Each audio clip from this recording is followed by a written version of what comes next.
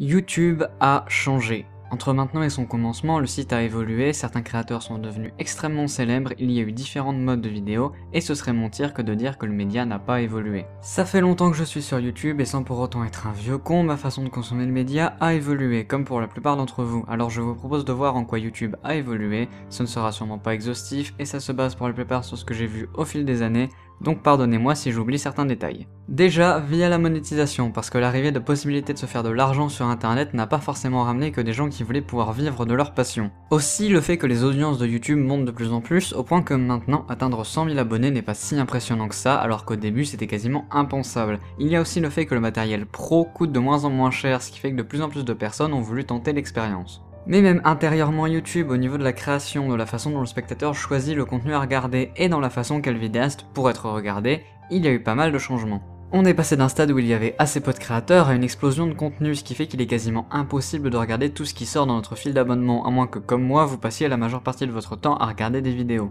Et donc, maintenant qu'il y a un surplus de contenu, il y a aussi concurrence, chaque vidéaste dans son domaine est en perpétuelle bataille avec d'autres pour que l'attention de ses spectateurs soit focalisée sur lui. Il suffit de voir actuellement dans le monde du gaming ou du podcast, c'est une bataille ouverte basée sur le qui a commencé en premier, surtout dans l'univers du gaming où c'est directement ton nombre de vues qui est basé sur le jour de sortie de ta vidéo par rapport à d'autres. Sans compter les nombreuses personnes qui parlent de plagiat et honté dès que deux vidéos sur un sujet vaguement proche sortent. Et bien évidemment, il y a les modes, que ce soit le clash, les tops, les vidéos culturelles, le podcast, YouTube passe sans arrêt par des modes et ces modes c'est un peu vous qui les choisissez, volontairement ou pas. Volontairement ou pas, tout simplement à cause des bad buzz, il suffit de voir le nombre de chaînes qui sont montées via des vidéos de clash ou de pseudo-critiques d'autres youtubeurs, autant utiliser les mots qu'ils emploient. Mais je ne vais pas continuer à parler de la critique YouTube car une vidéo dessus est déjà prévue. Les tops subissent aussi un peu cet effet parce que maintenant la plupart des gens perçoivent les tops comme quelque chose de foncièrement mauvais avec une compilation de fun facts alors qu'un top très bien travaillé avec de la recherche peut vous apprendre des choses. Bien évidemment, toutes les modes ne sont pas négatives, il suffit de voir la mode des vidéos culturelles, ça a permis à pas mal de gens de se lancer dans un domaine qui, quelques années auparavant, n'aurait sans doute rien donné, et même à des collectifs comme la Vidéothèque d'Alexandrie ou encore String Theory qui est une chaîne collaborative assez récente qui parle de science. YouTube évolue de jour en jour, de seconde en seconde, il y a de nouveaux créateurs et de nouvelles vidéos tous les jours, donc dire que YouTube n'a pas changé est faux. Enfin, la formulation en tout cas est fausse. La seule chose qui a véritablement changé sur YouTube, à part l'interface, le bot YouTube et la monétisation, c'est l'explosion de contenu. Mais en vérité, ce n'est pas YouTube qui a changé, c'est la façon dont on le consomme. YouTube ne change pas, c'est vous qui changez votre façon de voir YouTube. Comme l'a si bien dit Fred de la chaîne Joueur du Grenier, ce n'était pas mieux avant, ce n'est pas l'émission qui a changé, c'est vous. Pour ma part, ça doit faire environ 3 ans que je suis sur YouTube à regarder des vidéos. J'ai commencé avec des trucs classiques, Cyprien, Norman, après je me suis tourné vers tout ce qui est let's play ou contenu sur le jeu vidéo. Et puis, au fil des années, j'ai grandi, j'ai mûri et j'ai commencé à rechercher des émissions plus travaillées avec un fond, une bonne forme, un message. Et ensuite, on est sur YouTube, hein.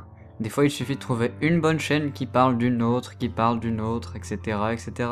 Le plus dur, c'est de trouver le premier maillon de cette chaîne de contenu. Et c'est aussi pour ça que je parle de chaînes que j'apprécie sur YouTube et que beaucoup de gens devraient le faire aussi, même si ce n'est que pour en parler à son entourage ou à quelques personnes sur Twitter ou Facebook. Si vous voulez vraiment que YouTube change, faut pas tenter de descendre ceux qui sont au sommet.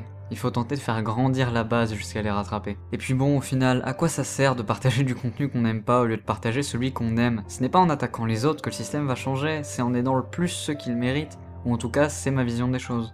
Et c'est aussi pour ça que j'ai créé cette chaîne, pour partager mon avis sur des sujets qui me touchent et aussi partager des chaînes qui me plaisent, et j'espère sincèrement ne pas être le seul, mais pour le moment on préfère la critique négative à la positive il semblerait. Et comme je n'entre pas dans le schéma classique, c'est plus dur de se faire une place.